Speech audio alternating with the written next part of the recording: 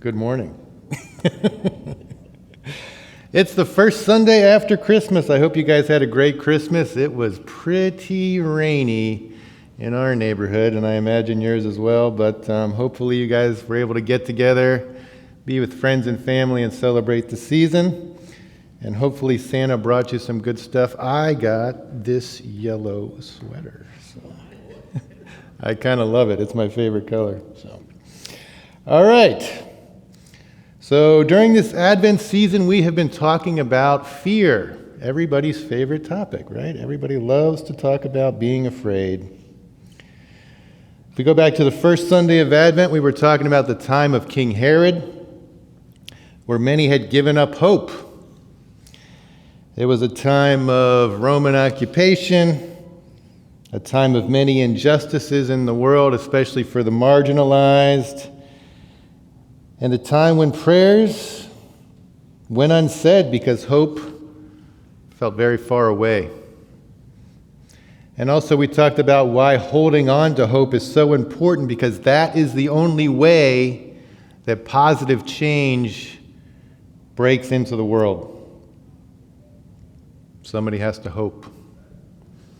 Second Sunday, we were with John the Baptist, and we were with him when he was in his prison cell, thrown in there by King Herod because of what he said. And we see him wrestling with that dance between hope and fear. And then we can see how John has serious doubts if his ministry had been worth it, if Jesus was who he said he was. And there's this famous question that Jesus gets posed to by John the Baptist, asking, "Are you the one who is to come, or are we to wait for another?" I really like this story because I can just imagine John sitting in prison like, was all this worth it? And we hold on to hope even as we embrace our fears, not to be controlled by our fears, but allow our fears to inform us, inform our decision making, but not take over our lives and our decisions, and being able to perceive God even when it's very dark. Third and fourth Sundays of Advent, we were with Mary and Joseph, and the fears around Mary's immaculate conception. And we remember being with Joseph, and he wrestled with shame because Mary was pregnant with a son that was not his, and how hard that must have been for him. And then we think about Mary and the immense risks she took as an unwed, pregnant teenage woman, and her bravery because she took immense risks, because she looks like an adulterer. And what happens to adulterers in the time of King Herod? They get stoned. But then we see Mary and Joseph walk together through the fear, with the fear, and take their next step in hope, even though they were terrified. And then on Christmas, we celebrate the good news of great joy for all the people. When Jesus is born into a fearful world, and how his new life brings new possibilities and a new covenant into the world. And how Jesus was not only born for those at the top, the rich, the powerful, the connected, but Jesus was born for all the people. And this first Sunday after Christmas, we continue the Christmas story, because Christmas is not the end. It's the beginning of the journey. Because after Jesus' birth, Jesus is still in great danger, because King Herod wants him dead. And we see the Holy Family being forced to flee right after Mary gives birth to Jesus. So let's be in that story. We're going to be in Matthew chapter 2, 13 to 15, as well as 19 to 23.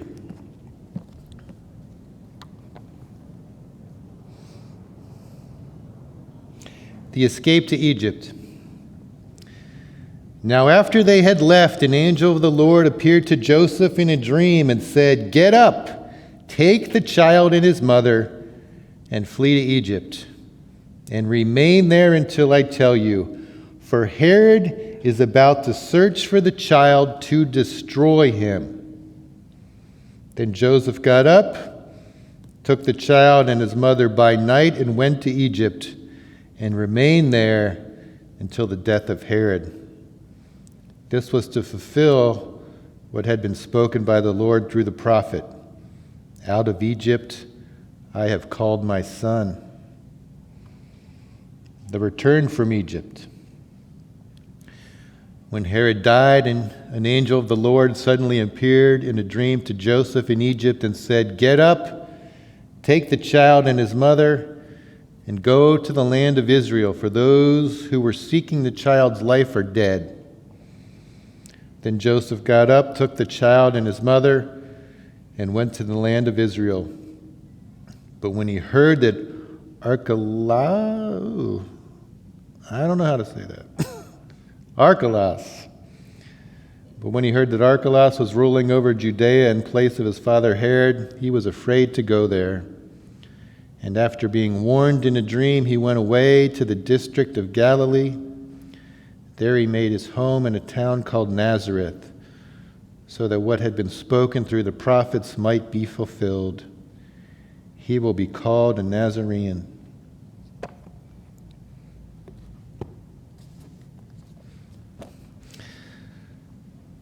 So for me, this whole scripture comes down to this one phrase spoken by the angel.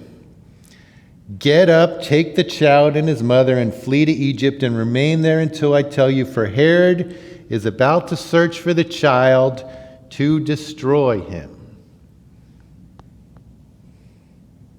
Anybody have nightmares? Anybody ever had a nightmare? Has anybody had a nightmare as terrifying as this? Somebody is actively trying to find your child to kill them. And this terrifying message is delivered by the angel to Joseph just after Jesus' birth. And then mothers out there and fathers out there and anybody that knows anything about biology, when you have just given birth, you are not supposed to be hightailing it to Egypt. But that's what they are forced to do. The good news of Jesus' birth is met immediately with the threat of violence from the state. I just remember when I was growing up, Christmas time, we always talked about the massacre of the innocents, or the infants. I always called it the innocents. I don't know what you guys called it. Massacre of the innocents. We see both Joseph and Herod acting from a place of fear.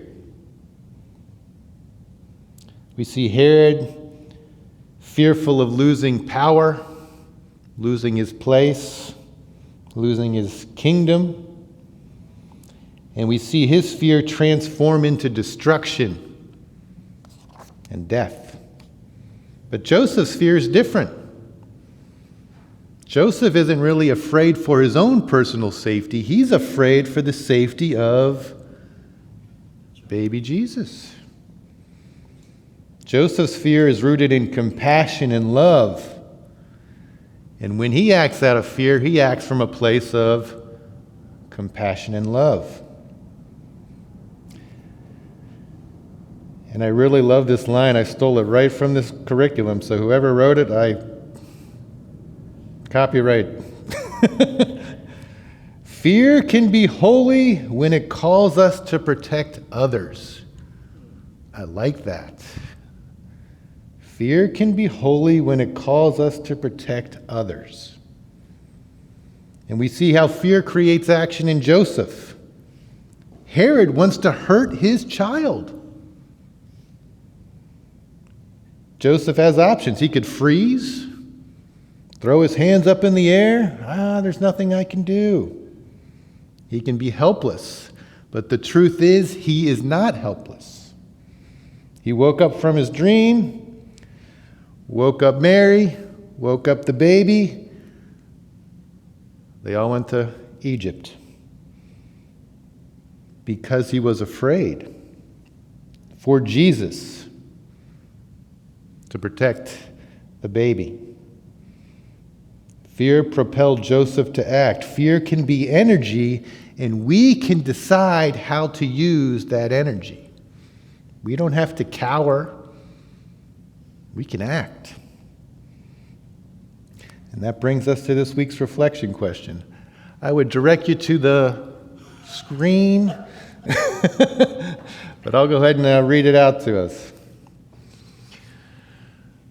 When was fear fuel that propelled you to act for yourself or someone else? When was fear fuel that propelled you to act for yourself or someone else? So again, let's just be with this for a moment. Let's plant our feet on the ground. Let's take some deep breaths in the nose, exhale out the mouth, and see what comes when you ponder the question of when was fear fuel that propelled you to act for yourself or someone else? Let's take a moment of silence and see what comes.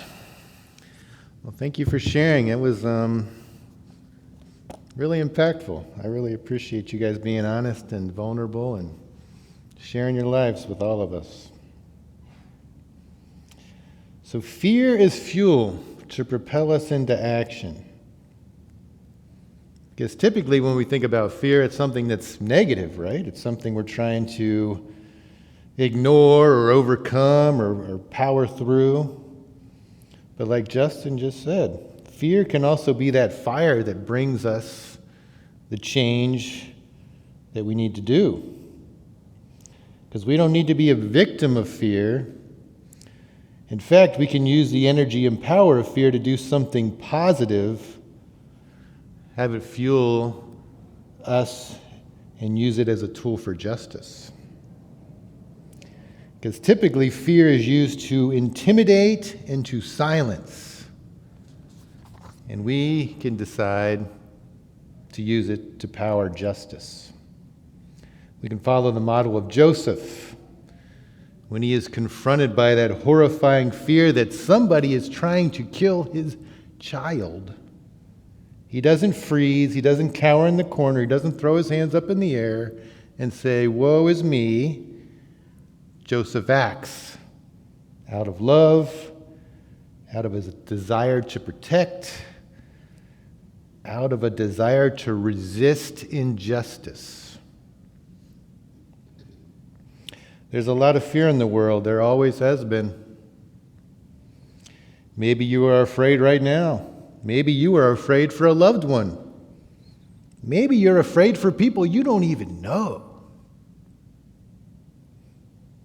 Because there are people living in this community right here that live with fear every day. I mean, the big story now is the ICE raids and the immigrant populations and the asylum seekers and how they are just swimming in fear because they don't know if somebody's going to pick them right up off the street. Think about the youth that are LGBTQ and how scary that can be for them and how lonely that can feel sometimes. The black and brown parents of children out in the world. I mean, it's hard enough being a parent of a white child, so I can't imagine being a parent of a black or brown child and how much more fear that would be.